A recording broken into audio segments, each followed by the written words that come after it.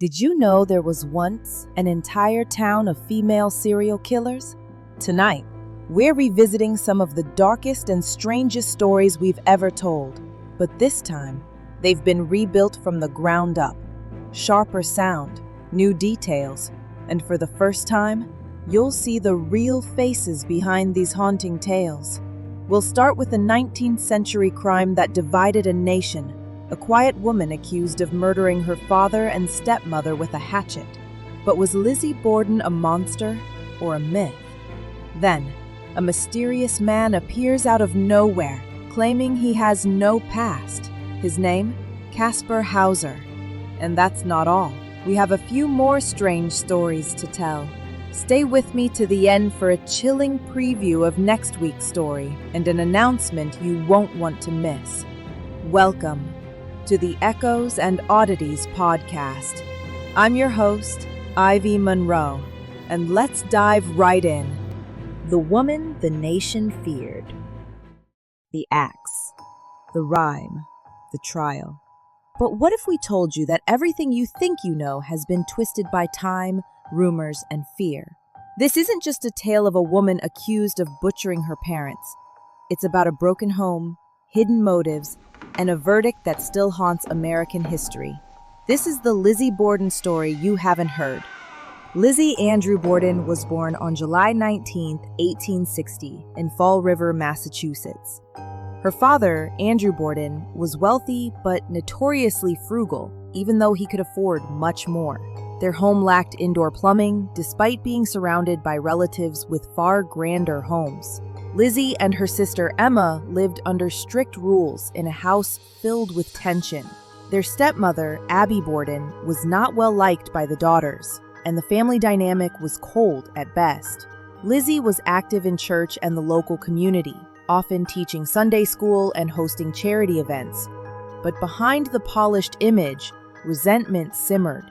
Neighbors would later recall how Lizzie often seemed brisk and cold. She was known to have a temper, especially when discussing her stepmother. Some believe Lizzie viewed Abby as an intruder who replaced the mother she lost at age 2. Emma, older by nearly 10 years, was quiet, obedient, and protective. The sisters shared a bedroom into adulthood, and some believe Emma played more of a maternal role than Abby ever did. There were even whispers among townsfolk that Andrew Borden's tight control over the household bordered on oppressive. By 1892, the Borden household was teetering on the edge. A dispute over a piece of real estate Andrew had given to Abby's family triggered a bitter feud. Lizzie and Emma were furious. They saw it as a betrayal, and one that could cost them their inheritance. Emma left town to visit friends just days before the murders, possibly to escape the rising tension. Lizzie stayed behind. On July 31st, 4 days before the murders, she had a heated argument with her father in the kitchen, overheard by the maid, Bridget Sullivan. Bridget would later say she'd never seen Lizzie so angry. There were also rumors, quiet but persistent, that Lizzie had a secret romantic relationship with an actress, something scandalous for the time. Some speculate that Andrew found out and threatened to disinherit her. Could this have been the final straw? In the days leading up to the murders, everyone in the Borden home reported being sick. Abby feared someone was trying to poison them and even visited a doctor. Lizzie, meanwhile, was spotted at a local drugstore attempting to purchase prussic acid, a powerful poison. The clerk testified that she claimed it was for cleaning a sealskin cape, but he refused the sale. That visit, combined with the household illness, sparked a new theory. What if the axe wasn't the first murder attempt? Some modern historians now believe Lizzie may have tried to poison her family before resorting to violence. Others think the sickness was real but unrelated, a coincidence that became deadly context. On the morning of August 4th, 1892, the Borden home became a crime scene. Abby was killed first, sometime between 9 a.m. and 9:30 a.m. She was found upstairs in the guest room, struck 18 times with a hatchet. Her skull was crushed, her face nearly unrecognizable. Andrew returned home around 10:45 a.m. and was murdered while lying on the parlor sofa. He had been hit 10 to 11 times, primarily to the face. One eye had been split in two. Bridget, the maid, was outside washing windows. Lizzie claimed she was in the barn loft looking for fishing equipment, but police found no disturbed dust or footprints in the loft.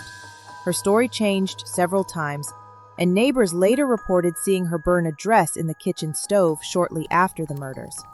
When questioned, Lizzie appeared oddly composed. She denied any involvement, but her evasive answers and calm demeanor only deepened suspicion. The police were baffled. There were no signs of forced entry, and the killer would have had to navigate a maze-like interior without leaving blood tracks. The community reacted swiftly. Newspaper headlines screamed, "Bloody deed," and "Woman murderess?" Crowds gathered outside the Borden home daily. Reporters from Boston and New York descended on Fall River, turning Lizzie into a household name. Detectives were also suspicious of Bridget. Why didn't she hear anything? Why did she say she was resting in her room during the second murder? Some theorists believe Bridget may have seen something, or even helped, but remained silent out of fear or loyalty. Even the family doctor, Dr. Bowen, came under fire for possibly shielding Lizzie. He was a neighbor and friend of the Borden family, and his testimonies were vague and, at times, contradictory. Meanwhile, local women were divided. Some believed Lizzie was guilty, but brave. Others defended her fiercely, seeing her as a victim of a patriarchal system that didn't understand women with independence. Lizzie's trial began in June 1893 and lasted 13 days. The courtroom was packed daily. Women wore mourning veils. Reporters filled the gallery. The nation was obsessed. The prosecution focused on Lizzie's inconsistent statements, her attempt to buy poison, and the burning of the dress. But they had no eyewitness, no bloody clothes, and no confirmed murder weapon.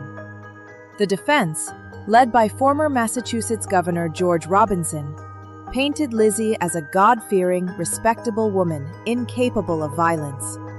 They argued that no woman, especially one of Lizzie's background, could commit such a grisly act. The press was overwhelmingly sympathetic. Headlines like "Innocent until proven guilty" and "Lizzie's dignity shines through" created a media narrative that leaned in her favor. Some even compared her to Joan of Arc. When the skulls of Andrew and Abby were shown in court, Lizzie fainted. That moment became a turning point. Sympathy shifted. The jury, composed entirely of men, deliberated for less than 2 hours before returning a not guilty verdict. One juror later remarked, "She doesn't look like a murderer." In many ways, Lizzie's acquittal was less about the evidence and more about what society was willing to believe a woman could or could not do. Despite being cleared in court, Lizzie was never truly free. She and Emma moved to Maplecroft, a large home in the wealthier part of Fall River. Lizzie changed her name to Lisbeth and tried to rebuild her life, but the town never forgave her. She was excluded from church events. Neighbors crossed the street to avoid her. Rumors followed her everywhere. In 1905, Emma abruptly moved out. Some say Lizzie had become erratic. Others believe Emma discovered something that shook her.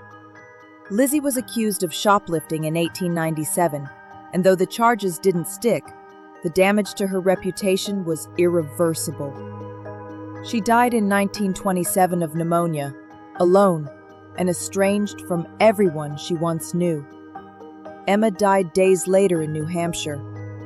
They are buried side by side, under the name Borden, a name that still chills the air in Fall River. To this day, speculation swirls. Some believe Emma was involved or knew the truth. Others suspect Bridget the maid may have snapped under pressure. A few even blame a mystery man, perhaps an illegitimate child of Andrew's seeking revenge. Modern forensic experts have re-examined the case, pointing out the lack of defensive wounds, the trajectory of the blows, and the psychological profile of the killer. Many now agree the killer likely knew the victims and acted in rage, not impulse.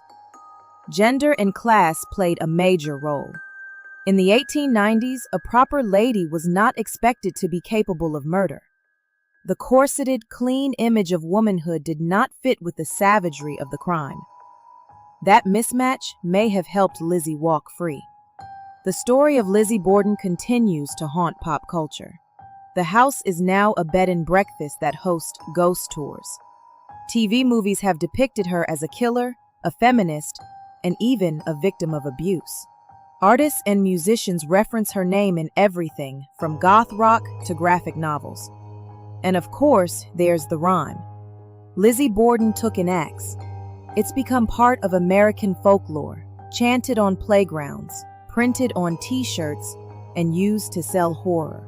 But behind that catchy verse is a complicated, unsolved mystery, and a woman whose story was never as simple as it seemed. So, did Lizzie Borden get away with murder? Or was she the perfect scapegoat in a town ready to blame a woman who didn't fit their mold? The truth might be buried with the hatchet, but one thing is certain. You've never heard the Lizzie Borden story quite like this.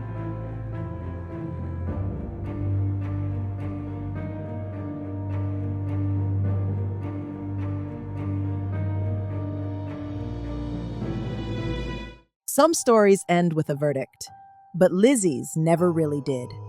It lingered. It stayed in newspapers and in nightmares. And while her name turned into a legend, across the ocean, we traveled back in time to a strange mystery that happened before Lizzie was even born. A boy found wandering the streets, no memory, no past, and a story that would change everything. The stranger who appeared from nowhere. Imagine stepping outside for just a second and never coming back. No goodbye, no sound, no struggle.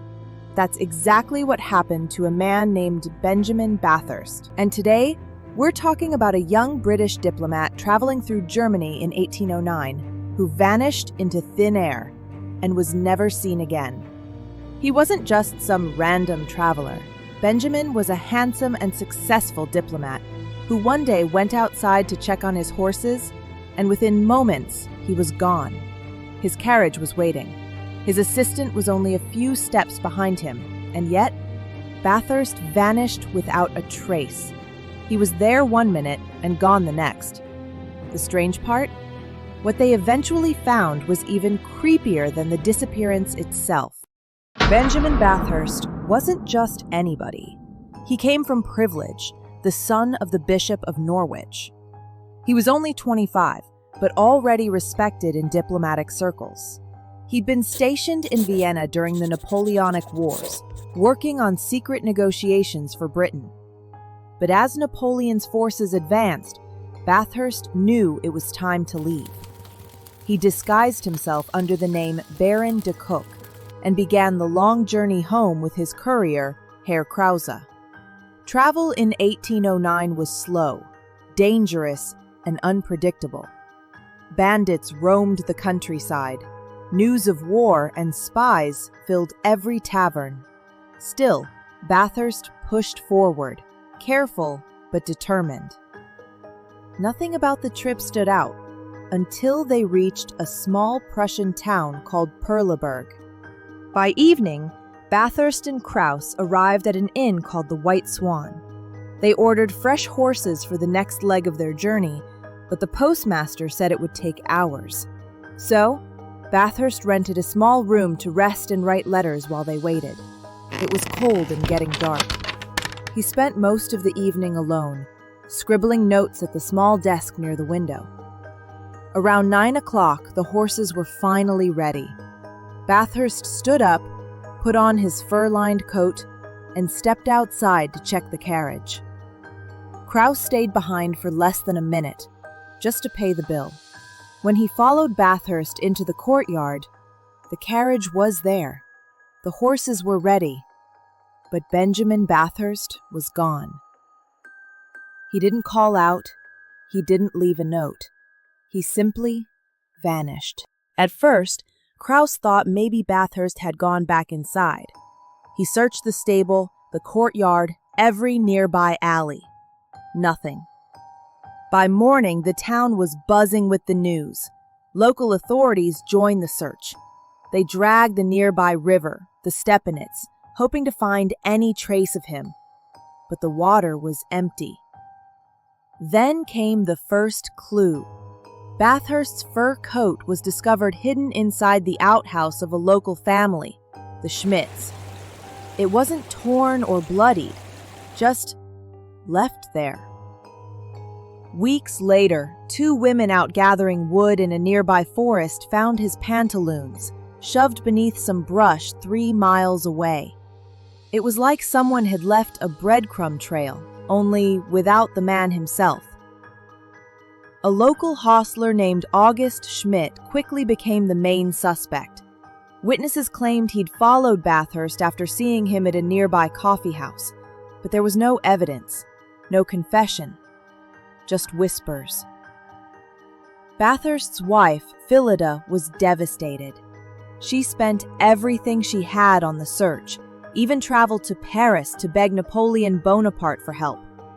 Napoleon denied any involvement, but the rumor that Bathurst was taken by French agents never went away. Over the years, people came up with every explanation imaginable. The simplest one? Robbery. A traveler alone at night, carrying valuables, it made sense. Maybe Bathurst was attacked, killed, and his body hidden somewhere in town. The coat in the outhouse, the pants in the woods, just attempts to hide the evidence. But there were stranger ideas too.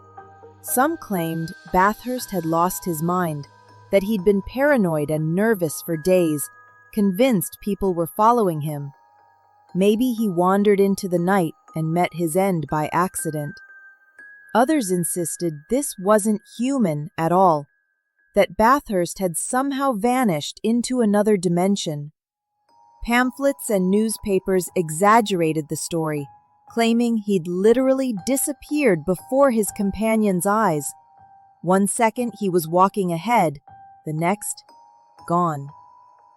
That part isn't true. But once a mystery catches fire, truth stops mattering. More than 40 years passed. Then, in 1852, workers demolishing an old house in Perleberg made a disturbing discovery. Underneath the cellar floor, a skeleton. The skull was fractured, as if struck with something heavy. Locals whispered the same name immediately: Bathurst. Was this the diplomat who vanished decades earlier? Had he been killed that night and buried beneath someone's home? No one could prove it. The bones were never properly examined, and any chance at closure was lost to time. Bathurst's story faded into legend. A man erased by history, one moment alive, the next a rumor. This story was one from history that many had never heard of. Personally, I've often wondered how so many people have just vanished without a trace, and only for there to be no witnesses to the actual disappearance and no one willing to come forward and speak the truth. So what do you think happened to Benjamin Bathurst? Let me know in the comments. So what happened to Benjamin was not the only strange event that occurred in Germany during the 1800s. A few years later, another man appeared out of nowhere. It was May 1828, in the city of Nuremberg. A teenage boy stumbled into town, pale and trembling, barely able to walk. He looked lost, like he'd never seen daylight before. In his hand, he carried a strange letter addressed to a local officer. When asked who he was, he managed just 2 words: Kaspar Hauser. At first, no one knew what to make of him. He could barely speak, barely eat. His eyes darted around like everything was new, like the world itself terrified him. Over the next few days, he began to talk more, and when he finally told his story, people were stunned. Kaspar said he had spent his entire life locked in a dark cell. No windows, no other people. Just a bed, a few toys, and bread and water that appeared while he slept. He'd never known sunlight, never walked outside, never spoken to a soul until someone set him free. He claimed a man had taken him out of the cell, given him the letter, and left him in Nuremberg, then vanished. It sounded impossible, and yet, there he was. News of the boy with no past spread fast. Within days, crowds came to see him. He was treated like a living mystery. Some believed he was a kidnapped prince, an heir hidden away to stop him from claiming a throne. The details seemed to fit: his refined manners, his delicate features, even the strange letter. Others said he was a fraud, a street kid pretending to be someone important. But whatever the truth, Kaspar became a celebrity. People studied him, wrote about him, argued over him, and all the while, Kaspar tried to make sense of the world he'd suddenly been thrown into. For 5 years, he lived under public fascination and suspicion. He learned to read, to speak, to live like everyone else. But that shadow of mystery never left him. Then, in 1833, something strange happened. One afternoon, Kaspar stumbled into a garden in the town of Ansbach, clutching his chest. Blood poured through his fingers. He was pale and gasping, and before collapsing, he managed to whisper that a man had lured him there. A man who said he could finally reveal the truth about his past. But instead, the man stabbed him. Kaspar Hauser died 3 days later. He was just 21. Then, in 1833, something strange happened. His death shocked Germany. Some people said the mysterious man had killed him to bury the truth forever, that Kaspar really had royal blood, and someone wanted him silenced. Others believed the wound was self-inflicted, a desperate act for attention that went too far. Whatever the truth, the boy who came from nowhere was gone. Even now, nearly 2 centuries later, no one knows who Kaspar Hauser really was. A prince? A liar? A victim of something we'll never understand. He appeared in the world as suddenly as Benjamin Bathurst had disappeared. 2 stories, opposite in direction, but eerily connected by mystery. One man stepped into the night and was never seen again.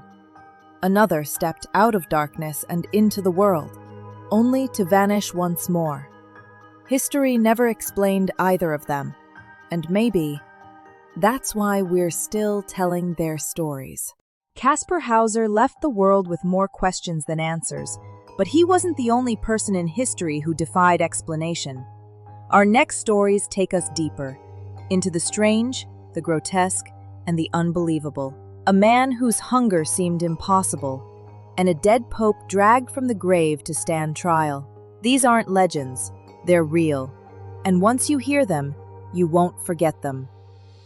The Man Who Ate Everything, and the Trial of a Dead Pope. So, Tarrare was born near Lyon, France, around 1772. From the very beginning, his appetite was monstrous. I mean, even as a child, it was reported that he could eat a quarter of a cow in a single day. Yeah, an entire quarter of a cow. When I first read that, I was honestly shocked. It sounds impossible, right? You'd think anyone would throw up or pass out after eating like that. But not Tarrare. He just kept eating, whatever he could get his hands on. No matter how much food he devoured, he was always thin, pale, and sickly looking. His parents tried to keep up, but his hunger became unbearable. They could barely afford to keep him full, so eventually, they just kicked him out. And it wasn't out of cruelty, it was pure desperation. Out on his own, Tarrare began wandering the streets of France. By his teenage years, he joined a traveling group of performers, using his grotesque appetite to earn money. Crowds would gather in disbelief as he swallowed corks, stones, entire baskets of apples, rinds and all. But his favorite trick, the most horrifying one of all, swallowing live animals.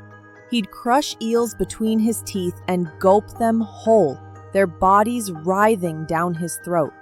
People were so shocked that some screamed, others fainted. But Tarrare didn't care. He was too busy eating. Eventually, Tarrare's strange talents landed him in a hospital. He joined the French Revolutionary Army, but quickly became a problem. His rations for one soldier were never enough. He was ravenous, always starving, and needed a lot more food. And once again, no one could afford to keep up with his appetite. Even when they gave him 4 times the normal amount of food, he still scavenged through waste and gutters, desperate for something, anything, to fill him. At the military hospital in Soultz-Outrain, doctors were fascinated. They fed him enormous meals, yet somehow he was still hungry. Physically, Tarrare was like something out of a medical horror story. His jaws could stretch unnaturally wide.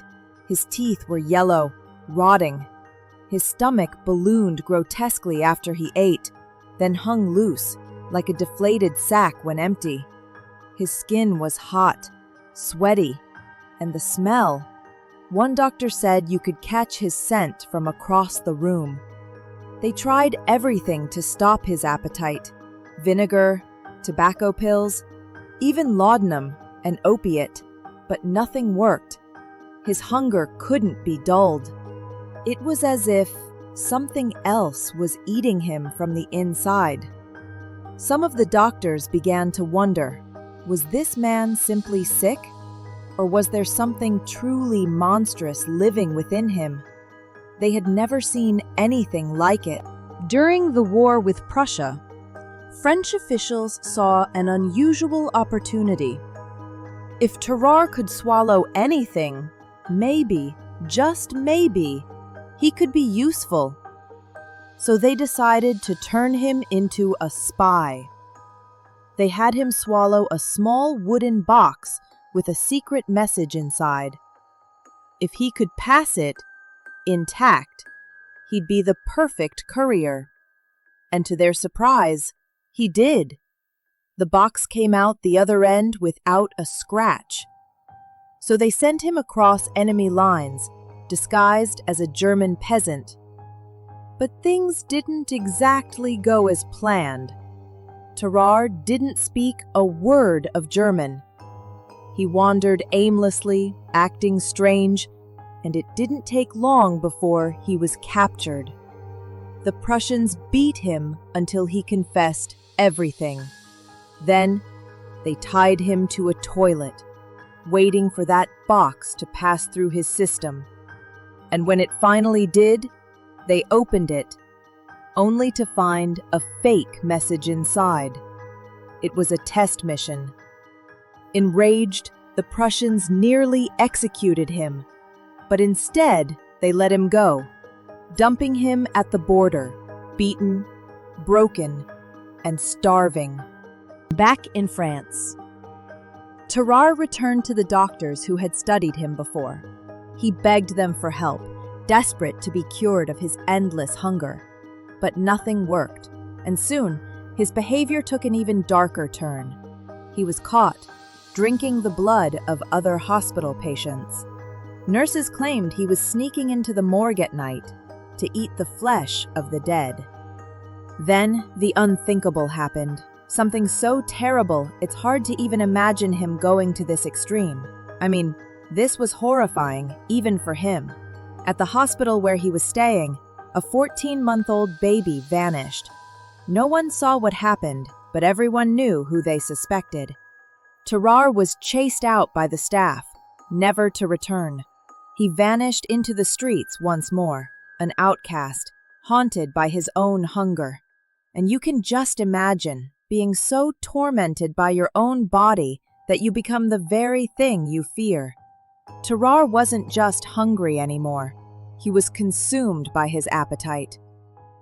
4 years later, Tarrare reappeared in a hospital in Versailles. He was dying, reportedly from tuberculosis. But his final days were just as grotesque as his life. His body was literally rotting from the inside out. The stench was so unbearable that even seasoned doctors refused to continue his autopsy. Still, they saw enough to be horrified. His stomach was abnormally large, ulcerated, swollen with decay. His internal organs were filled with pus and rot. Some believed he had a massive tapeworm living inside him, consuming him from within. Others thought he had a malformed brain, maybe damage to the amygdala, the part that controls impulse and hunger. But those were only guesses. His body didn't just look sick. It looked possessed by hunger itself. In the end, no one ever truly understood what made Tarrare the way he was. His corpse, like his life, was a mystery. Modern scientists have tried to explain Tarrare's condition.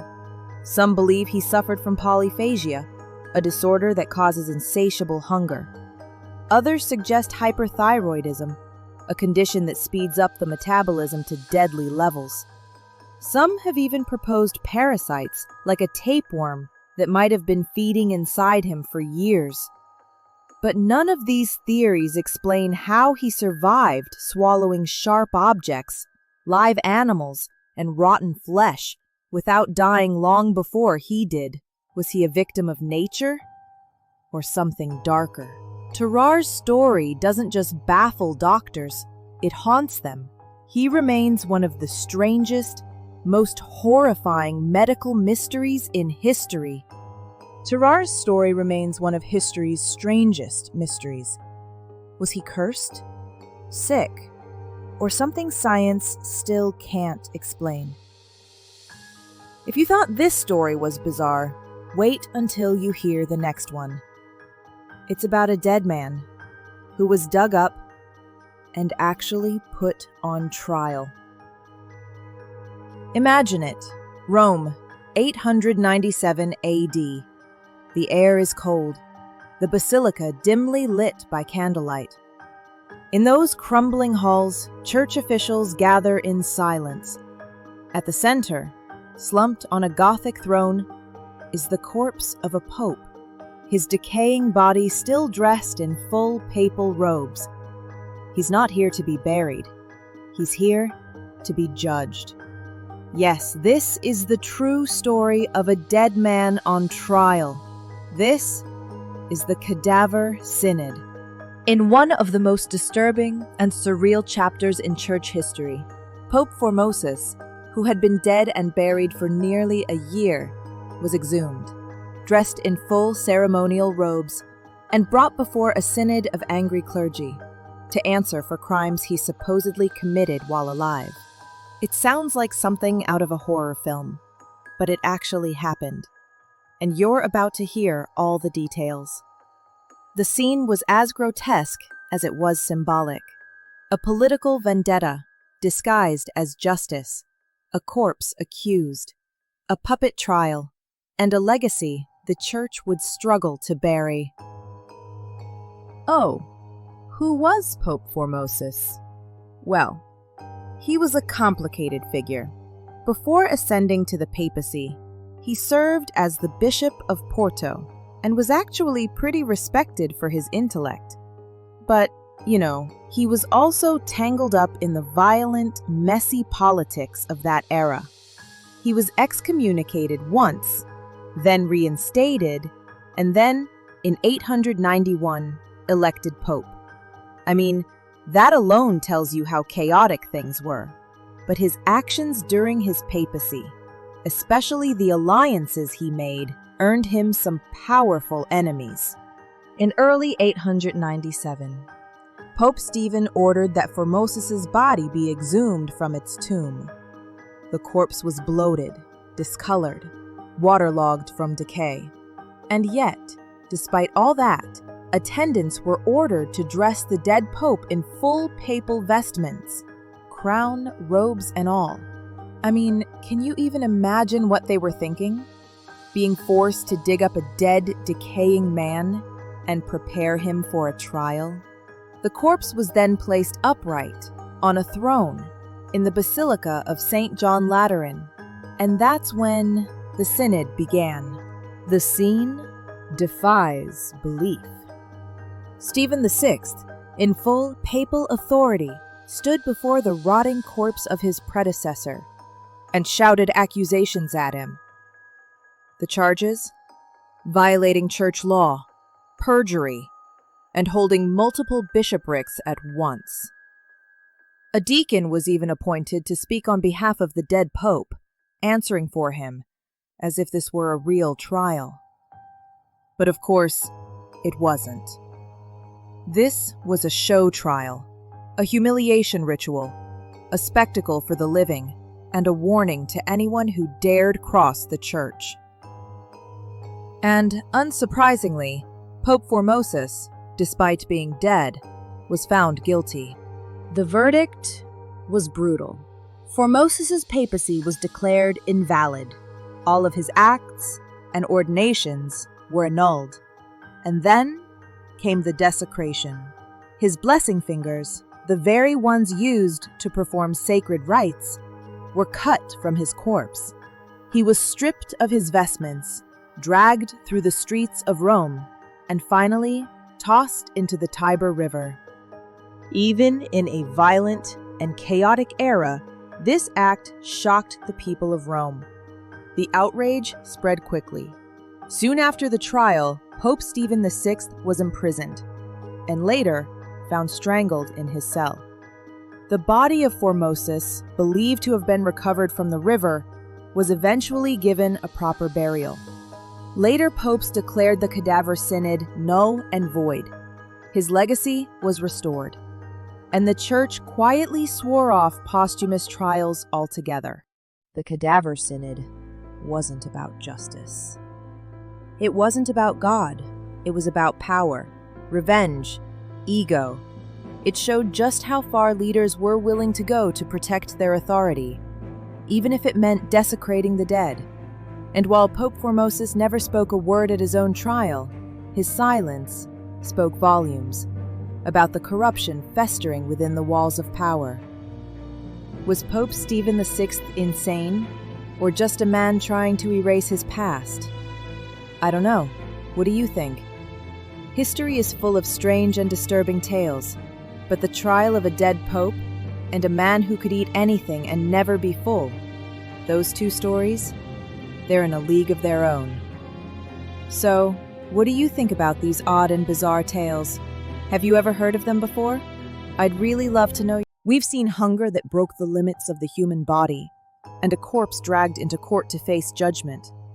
But the strangest part? Those were just the beginning. Because in the shadows of history, entire communities were built on secrets darker than any trial or experiment. A cult where women turned poison into power. Another where loyalty demanded sacrifice. And one so mysterious, people still argue over whether it was a sisterhood or a conspiracy. These weren't isolated incidents. They were patterns. And it all begins with the angel makers. 3 cults you weren't meant to know about. They called it mercy. They called it prophecy. They called it truth. In one quiet village, widows multiplied and graveyards got bigger. Mercy came from a bottle that looked a little too much like medicine, but was secretly poison. Across the ocean, families sold everything they owned, stood in open fields, and waited for the sky to open. Prophecy that was promised to end the pain by a date on a calendar. And then there was a man who crowned himself the mouth of God. He said truth only came through him. 3 movements, 3 answers to the same human ache. How do I end the suffering? How do I make the world make sense? Tonight, we're walking through kitchens, meeting houses, and one gilded parlor where mercy turned into murder, certainty shattered on a mist midnight, and one false prophet built a kingdom out of desperate faith. Picture a flat gray morning along the Tisa River, the air heavy with fog, chickens scratching in the mud, the smell of wood smoke clinging to everything. This is Nagirev, a small Hungarian village, barely a smudge on the map. Life here is narrow. You marry who you're told, you work the fields, you endure what you must. And if your husband beats you, well, you keep quiet. Because leaving him isn't just shameful, it's impossible. Then, war came. The men left for the front, and the women stayed behind. They plowed the fields, raised the children, ran the farms. And for a little while, they realized how peaceful life could be, without the shouting, without the fists. But when the war ended, the men returned. Different men, haunted, scarred, drinking more than they ever worked. And the peace the women had tasted, it vanished. Then, war came. The men left for the front, and the women stayed behind. They plowed the fields, raised the children, ran the farms. And for a little while, they realized how peaceful life could be, without the shouting, without the fists. But when the war ended, the men returned. Different men, haunted, scarred, drinking more than they ever worked. And the peace the women had tasted, it vanished. Then came Auntie Zhuzi. Her real name, Zuzana Fajikash. She was a midwife, respected, trusted, always there when a baby was born or when someone was sick. She knew every secret in that village, and she had access to something most people didn't: arsenic. You could scrape it off flypaper or get it directly from Auntie Zhuzi herself. She'd smile softly and say, "If he drinks this, your troubles will be over." At first, it was whispered help for desperate wives. Then it became a quiet pattern. A husband would fall ill, vomiting, weak, feverish. The doctor would write cholera or heart failure. Another man, another funeral, another black veil. Over the years, it spread. First Nagirev, then the neighboring villages of Tizhazug. By the 1920s, the region had earned a chilling nickname: the place where men go to die. The women called themselves Angialchinalok, the angel makers. They said they were sending their victims to heaven, but the fields around Nagirev began to look more like hell. How many died? The official number, around 50, confirmed, but locals whispered hundreds. Each death looked natural. Each widow played her part, and every secret stayed buried beneath the wheat fields and the silence. The truth didn't surface until 1929, when someone finally noticed that the graveyard was filling faster than the village could explain. Bodies were exhumed, tests run, and the soil gave up its secret: arsenic. When police arrived, neighbors turned on one another. Auntie Zhuzi denied everything, until she didn't. Before her trial, she calmly swallowed her own poison and died in her cell. Dozens of women were arrested, some executed, others imprisoned. And when it was over, Nagirev was left hollow, its fields untended, its houses empty, its reputation poisoned for good. The women didn't think of themselves as killers. They thought they were saving each other. And that's the part that still makes the story so heavy. Imagine being trapped in a marriage you never chose, beaten for things you can't control, and then someone, finally, offers a way out. It's mercy at first, until it becomes something else. Because once you learn how to kill your pain, it's far too easy to use that same cure again. Now, let's leave Europe's poison and cross the Atlantic to the rolling farmlands of New York and New England. where revival tents glow like lanterns in the night, and voices shout hallelujah under the stars. One of those voices belonged to William Miller. He wasn't a preacher by trade. He was a farmer, a veteran of the War of 1812. But Miller had one obsession: prophecy. He read the Bible the way an engineer studies blueprints: numbers, dates, and timelines mapped across the pages of Daniel and Revelation. He became convinced the Bible hid a code, a countdown to the end of the world. He zeroed in on Daniel 8:14. Unto 2,300 days, then shall the sanctuary be cleansed. He grossly misinterpreted it and believed those days meant years. So if you started counting from 457 BCE, the date of a Persian decree in the Book of Ezra, you'd land somewhere around 1843 or 1844. He began preaching that Christ would return between those years. He didn't name a day, he wasn't that reckless, but the idea caught fire. Joshua Himes, a brilliant organizer, printed the message in newspapers. Suddenly, Millerism was everywhere. Camp meetings, hymns, huge wooden charts filled with prophetic symbols. People came by the thousands, farmers, merchants, mothers, teachers, all longing for order in a chaotic new world. Remember, this was the 1840s. America was changing fast. Factories, reform movements, economic crashes. People wanted certainty, and Miller offered a date. When 1843 came and went, followers began to waver. Then a preacher named Samuel Snow reignited everything. At a meeting in Exeter, New Hampshire, he cried out that he had the true midnight cry. He had calculated the exact day, October 22nd, 1844. And the people believed him. They sold what little they had. They forgave old enemies. They stood in fields and meeting halls, eyes lifted to the night sky. October 22nd came and went. No trumpets, no angels, no savior. Just the sound of quiet sobbing in church pews. It became known as the Great Disappointment. Some gave up completely. Others convinced themselves they'd misread the sign, that something spiritual had happened instead. A farmer named Hiram Edson claimed that Christ had indeed entered a new heavenly phase that day. Not the second coming, but the beginning of the final judgment. That idea would grow into the Seventh-day Adventist Church. But the heartbreak, that stayed. People had burned bridges, spent their savings, given up everything, all for a date that vanished like mist. Yet when asked later, many said those final weeks before the disappointment were the most peaceful of their lives. They'd lived kindly, forgiven freely, shared what they had. For a short time, they believed the world could be gentle.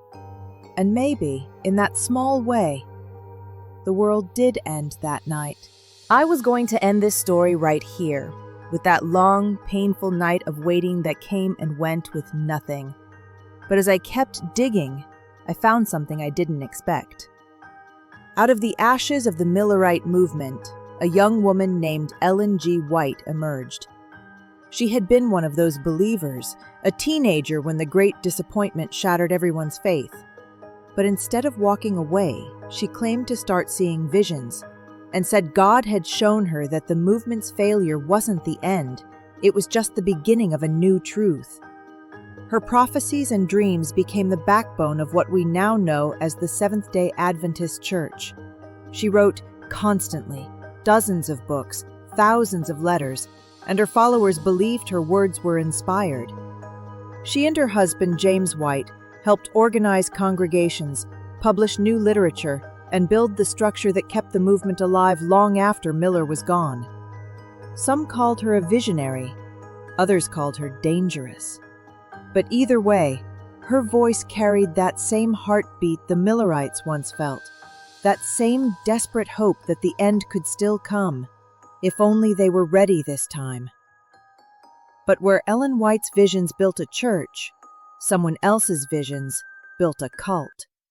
And unlike Ellen, whose supposed prophecies tried to guide people, this next self-proclaimed prophet used his revelations to control them. let's talk about the man who called himself the mouth of God, Prophet Matthias. Now, our final story. And this one feels like a fever dream. His name was Robert Matthews, a failed carpenter from upstate New York, who one day decided he was Prophet Matthias, the mouth of God himself.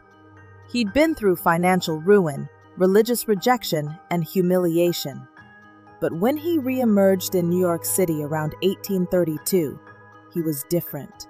Long beard, wild eyes, booming voice. He preached that men were the natural rulers of the world, and women were to be silent. And somehow, it worked. He found followers, wealthy ones too. A grieving preacher named Elijah Pearson, and a prosperous couple, Benjamin and Anne Folger. They gave him money, property, devotion. He called their new estate in Sing Sing Mount Zion, the kingdom of God on earth. Inside, he ruled with absolute authority. He controlled what they ate, what they wore, and even claimed divine right to take Anne Folger as his spiritual wife. Every rule he made, he said, came straight from the voice of God. Among the servants was a sharp, kind woman named Isabella. You might know her later as Sojourner Truth. She would survive the kingdom of Matthias and become one of the most powerful abolitionists in history. But back then, she was just another witness to a house built on fear and fanaticism. Then, in the summer of 1834, Elijah Pearson ate a bowl of blackberries and never recovered. He died days later. Whispers spread fast. Matthias poisoned him. The prophet was arrested, put on trial for murder. In the end, the evidence didn't hold. He was acquitted, but he was still convicted of assaulting his own daughter and contempt of court. He spent a short time in prison. The so-called kingdom crumbled. Benjamin Folger, embarrassed and vengeful, turned on him in the press, and Isabella, Sojourner Truth, cleared her name with dignity, standing before crowds and saying, "I have done nothing wrong." Matthias drifted west after prison. He even paid a visit to Joseph Smith, founder of the Mormons, and called himself Joshua the Jewish minister. Both men decided the other was insane. He eventually died, alone, around 1841. What made people follow him? The same thing that draws people to any self-proclaimed prophet. He sounded certain in a world that wasn't. He gave them order, meaning, and a promise that their obedience would make them chosen. But in the end, the kingdom of Matthias was no kingdom at all. Just a house full of frightened believers, and one man's delusion dressed up as divine truth. In Nagirev, women with no power took it into their own hands, and mercy turned to murder. In the Millerite movement, faith was reduced to math, and certainty collapsed into silence. And in Matthias's kingdom, a prophet promised heaven, but delivered control. 3 different paths, one human craving, to make sense of pain. When justice is denied, people invent it. When meaning is scarce, they manufacture it. And when someone promises to end your suffering, by poison, by prophecy, or by power, there's always a price to pay. Sometimes, it's your soul. Secrets can bind people together, but they can also tear entire worlds apart. We've seen what happens when whispered loyalties turn deadly, when sisterhood slips into conspiracy, and ordinary women become something far more dangerous. But not every mystery hides in the shadows of cults or rituals. Some of the strangest vanishings in history happened in broad daylight, to women who seemed to have everything. 2 socialites, 2 lives filled with privilege, beauty, and sudden disappearance. One stepped into a bookstore and vanished forever. The other drove a car off a cliff and reappeared as someone entirely different. These are the cases of Dorothy Arnold and Violet Charlesworth, and nothing about their stories adds up. 2 women, gone without a trace. Okay, so have you ever heard about Dorothy Arnold? Yeah, she was this rich New York heiress, super smart, went to Bryn Mawr, wanted to be a writer. And then one winter afternoon in 1910, she just disappeared. Like, actually disappeared. No struggle, no note, no witnesses. 1 minute she's laughing with a friend outside a bookstore, and 2 minutes later, gone. Not kidnapped in the dark, not swept away in scandal, just gone. Broad daylight, 5th Avenue. Hundreds of people around.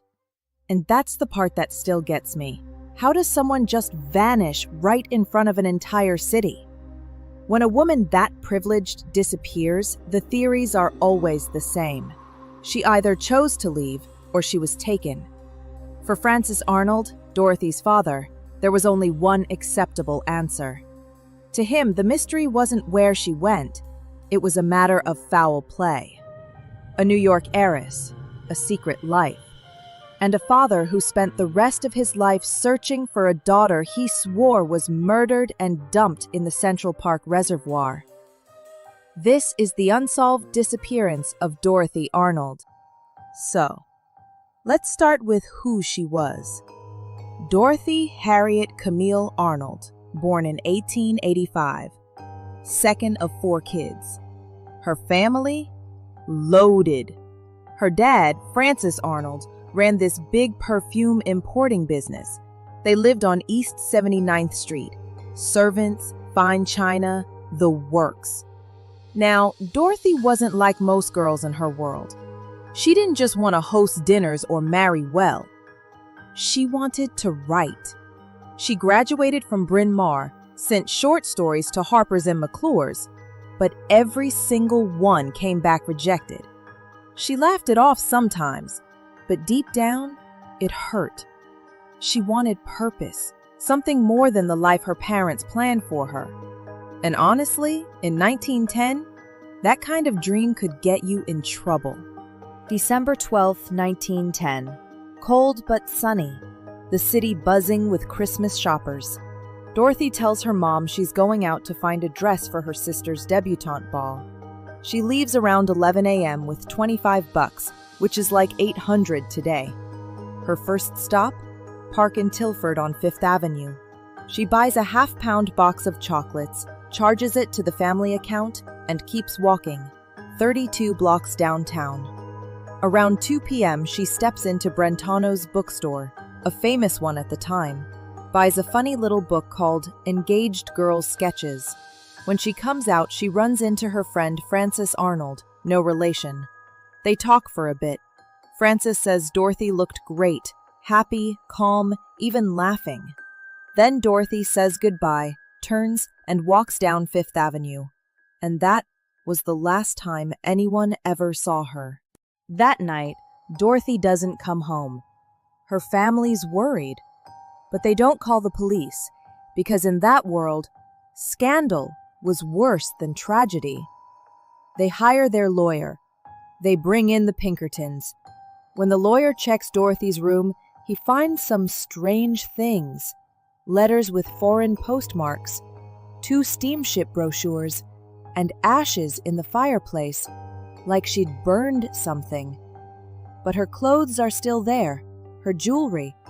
No sign she planned to run away. Weeks go by. Nothing. Then, 6 weeks later, her father finally faces the press, offers a $1,000 reward, insists she didn't elope. Reporters go wild. Headlines scream, "Heiress vanishes from 5th Avenue." And instead of sympathy, people start whispering. Why wait 6 weeks? Why burn letters? Why so secretive? That silence, it changed everything. Now, this part, it gets complicated. Dorothy had a secret. A man named George Griscom Jr. He was a wealthy engineer from Pittsburgh, and her parents hated him. Said he was lazy, unambitious, not their kind. But Dorothy loved him. A few months before she vanished, she told her parents she was visiting friends in Boston. Instead, she ran off with George, stayed in a hotel for a week. To pay for it, she pawned $500 worth of jewelry. When her parents found out, they were furious, told her never to see him again. But of course, they kept writing. When Dorothy disappeared, George was in Florence, Italy. He swore he had no idea where she was. So Dorothy's mother and brother sailed to Italy to confront him. He gave them Dorothy's letters. Her brother read them, said they were trivial, and burned them. To this day, no one knows what was in those letters. Once the story hit the papers, it exploded. Supposed sightings came from everywhere: Boston, Philly, even California. There were ransom notes, wild claims, fake leads. Nothing stuck. And the Arnolds? They were drowning in gossip. People started saying the family knew exactly what happened and were covering it up. Whether that's true or not, the damage was done. So what really happened? Theory 1. The abortion rumor. Back then, abortions were illegal and dangerous. People whispered that Dorothy had gotten pregnant, maybe by George, and died during a secret procedure. Some doctors even claimed a woman like her died that day, but there's no proof. Still, it's the theory most people believe. Theory 2. Suicide. Maybe she couldn't take it anymore. The pressure, the rejection, the family control. Maybe she slipped into Central Park or the river, but her body was never found. Theory 3. Elopement. The steamship folders, the letters. Maybe she really did plan to run away, but she only had $25. How far can you get with that? Theory 4. Abduction. Could someone have kidnapped her on busy Fifth Avenue in broad daylight? Seems impossible, but not completely. Theory 5. Family cover-up. Destroyed letters, 6-week delay, perfect reputation to protect. You see where people get that idea. If they knew something, they took it to the grave. Here's what's fact. Dorothy left home at 11 a.m., bought chocolates, bought a book, talked to a friend outside Brentano's at 2 p.m. After that, nothing. No letters, no sightings, no body. Eventually, she was declared legally dead. Her room stayed untouched, like she might walk back in at any moment. Dorothy's story isn't just about a disappearance. It's about a woman trapped in her time. She wanted independence. She wanted to love who she wanted. She wanted to create. But back then, wanting freedom came with a price. Maybe she was desperate to escape her world, or maybe it crushed her. Either way, she's frozen in that moment on Fifth Avenue, book and chocolates in hand, disappearing into history. You know, when I'm researching these old cases, I start seeing patterns that don't feel like coincidence. Two women, same era, same world of wealth and polished manners, and both end up front-page mysteries. But where Dorothy Arnold vanished into silence, this next woman's disappearance was louder, staged, dramatic, and built for the headlines. Her name was Violet Gordon Charlesworth, and just like Dorothy, she lived in a world obsessed with image, status, and secrets worth dying for. Only Violet's secret was that she never really died at all. So picture Britain, 1909. A glamorous young woman sweeping through London society, always smiling, always promising that a massive inheritance was just about to clear.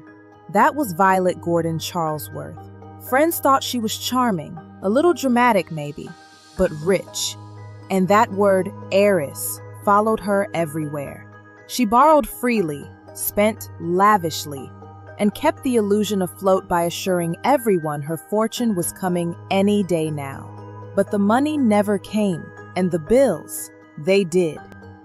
Then, on the night of January 2nd, 1909, the news breaks. Violet has died. a car crash in North Wales. Her motor car, the story goes, flies off a cliff near Penmaen Mawr and plunges into the sea. The newspapers print her photograph.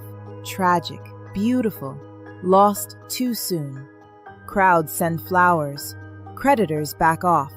It's the perfect ending for a life she couldn't afford to keep. But a few details start to wobble. No wreckage. No witnesses who actually saw the car fall. And the biggest red flag of all? No body. Weeks later, investigators trace rumors northward, and in the seaside town of Oban, Scotland, they find her. Alive, well-dressed, perfectly composed. Violet Gordon Charlesworth had faked her own death. She hadn't died on a cliff. She'd staged it. To escape the debts and the lies she'd spun around her name. The heiress was an illusion all along. What strikes me about Violet and Dorothy is how close they are in spirit. Two women trapped by the same expectations. One vanished for real. The other made vanishing her only escape. Both haunted by image, by money, by the pressure to be perfect in a world that didn't forgive imperfection. And maybe that's why these stories still pull us in. Because they remind us how easily a woman could disappear back then, whether by accident or design. So what do you think? Was Violet's fake death a clever con, or a desperate attempt to take back control? And what really happened to Dorothy Arnold? Did she envy that kind of escape, or fear it? Different women, different fates, but both lived in the same gilded world. Some women vanish into crowds. Others disappear into their own legends. Dorothy Arnold stepped into a bookstore and never walked out. Violet Charlesworth drove into the sea, only to rise again as someone new. But our next mystery didn't happen in a city street or on a fog-covered cliff. It happened in paradise, a cruise ship in calm Caribbean waters. Hundreds of passengers, bright lights, music, witnesses, and still, one woman vanished without a trace. This is the story of Amy Lynn Bradley. Vanished at sea. The morning of March 24th, 1998. The Rhapsody of the Seas glides through calm Caribbean water. On the balcony of cabin 9544, 23-year-old Amy Lynn Bradley sleeps in the early light. 30 minutes later, she's gone. No splash, no note, no goodbye. What happened on that ship? I'm Ivy Monroe, and this is Echoes and Oddities. Amy Lynn Bradley was born in Virginia in 1974. A lifeguard, a strong swimmer, a recent college graduate in sports psychology. She was smart, driven, and had just accepted a new job. Her family, Ron, Iva, and Brad, planned a Caribbean cruise to celebrate. A few days of sunshine before life picked up again. No one imagined how it would end. March 23rd. Amy and her brother Brad stayed late at the ship's disco. They danced with the band Blue Orchid, laughing, filmed by the crew's videographer. Brad returned to their cabin around 3:35. Amy followed minutes later. They talked on the balcony for a bit, then Brad went to sleep. At 5:30, their father saw Amy still there, asleep on the deck chair. When he looked again at 6 o'clock, she was gone. Her cigarettes and lighter were missing. Nothing else. The family searched the ship themselves. Cabins, hallways, pool decks. They begged crew to make an announcement before anyone left. The call didn't go out until nearly 8 a.m., after most passengers had already disembarked in Curaçao. By then, their chance was gone. The Coast Guard searched for 4 days. Nothing on radar, nothing at sea. Amy had simply vanished. Amy was 5'7", with green eyes and a bright smile. Tattoos made her instantly recognizable. A Tasmanian devil spinning a basketball on her shoulder, a sun on her lower back, a gecko around her navel, and an Asian character on her ankle. Those details would matter later, when strangers began to say they'd seen her. A taxi driver in Curacao said a woman matching Amy ran toward him asking for a phone. 2 Canadian divers reported seeing a woman with her tattoos on a nearby beach with 2 aggressive men. A U.S. Navy officer claimed a woman in a brothel told him, "My name is Amy Bradley." The brothel burned down soon after. None of it proved anything, but none of it could be ignored.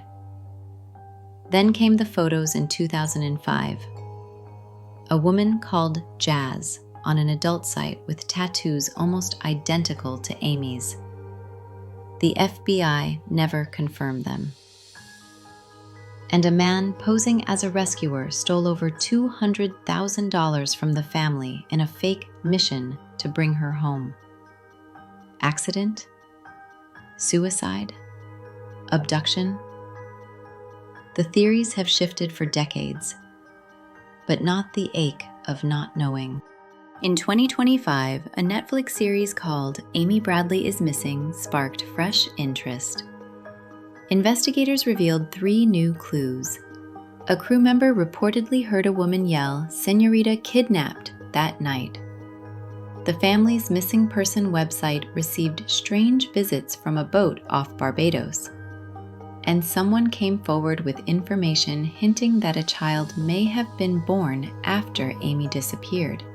A possible path for genetic testing. None of it confirmed, but all of it new. Amy Lynn Bradley's case remains open. Her family still waits. The FBI still offers a reward, up to $25,000. And that's it for today's stories. Thank you truly for listening and for spending your time with me as we went through all these strange, dark, and unforgettable moments in history. Before you go, just a quick update. We're moving into a better recording space, so everything is about to sound cleaner, smoother, and honestly, way more enjoyable. And starting this week, new videos and podcast episodes will be dropping every Thursday. One more thing. At the end of each story, I'll be showing more real photos of the people, the places, and anything connected to these cases, whenever those images exist. Just a little something extra to help bring these stories to life. Thank you again for being here. It means more than you know. I'm Ivy Monroe, and this is Echoes and Oddities. See you next Thursday.